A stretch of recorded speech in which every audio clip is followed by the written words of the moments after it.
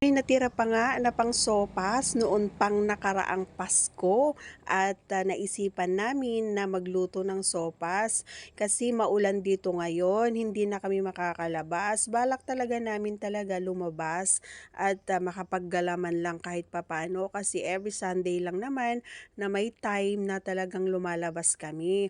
Pero dahil nga maulan, ayan, nag-set na lang ako at pumunta sa palengke na bumili ng mga ricado. Ayan. At syempre, ipiplex ko ulit ang aking sangkalan na sobrang ganda. Habang nagluluto nga ako at pinapakuluan ko na yung ating lulutuing sopas, ay ginayat-gayat ko na nga rin itong mga gulay na sasahog natin or ihahalo natin. Sa totoo lang, hindi talaga ako palaluto, kumbaga, hindi talaga ako cook lover, pero magaling akong kumain. Pero sabi nga nila, mamahalin ka daw ng sobra ng iyong asawa kapag marunong kang magluto. Asus! Totoo ba yon? Kahit naman marunong magluto, iniiwan pa din. Charot! Anyway, ayan na nga, malapit ng lumambot, kumbaga, at pwede nang ihalo itong gulay natin doon sa sopas. Minadali ko na ngang maggayat-gayat dyan kasi gutom na rin ako, hindi rin ako nag-agahan nito. Actually, agahan, tanghalian, merienda na namin ito. Sa sobrang mahal na ng mga bilihin ngayon, kailangan talaga nating dumiskarte, kailangan din nating magtipid. Kasi kahit anong diskarte ang gagawin natin, kulang na kulang talaga.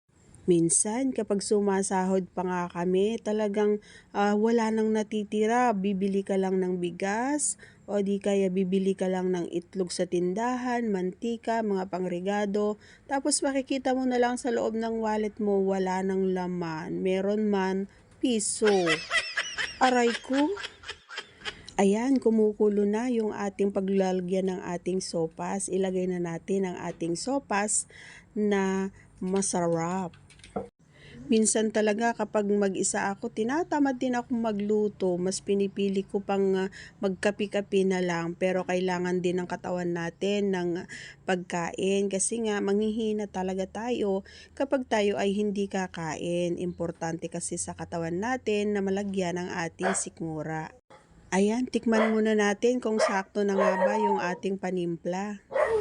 At habang hinaantay nga natin na maluto ang ating sopas, napasayaw nga ako rito, 'di ba? Hawak ko ang beat, hawak ko ang beat. Ganito lang ang buhay ko, mga idol. Simpleng-simple lang.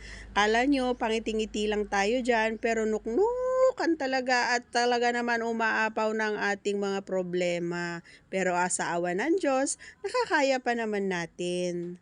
Ganun naman wala naman tayong ibang kakampi, kundi siya, 'di ba? Sino ba yung katulad ko na kapag may problema, kapag may nahihirapan na ako, talagang kausap ko si Lord kasi nga hindi siya tsismoso, tsismosa, 'di ba? Lahat ng mga hinanaing ko sa buhay, lahat ng mga sakit ko, lahat ng mga problema ko, sa kanya ko lang talaga sinasabi.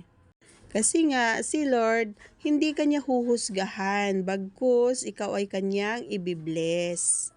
At pagagaanin niya ang iyong pakiramdam. Pag nasabi mo na kasi yung mga dapat mong sabihin or ikwento sa kanya, ay gumagaan talaga ang iyong pakiramdam at tiwalang-tiwala ka kasi nga hindi kanya talaga ichichismis.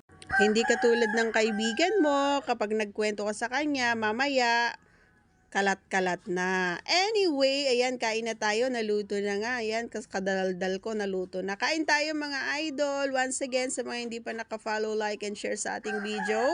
Ayan, salamat in advance po. Ayan, pa-share po ng ating mga videos, mga mare at mga parikoy. And enjoy and God bless everyone. Happy Sunday, guys. Bye!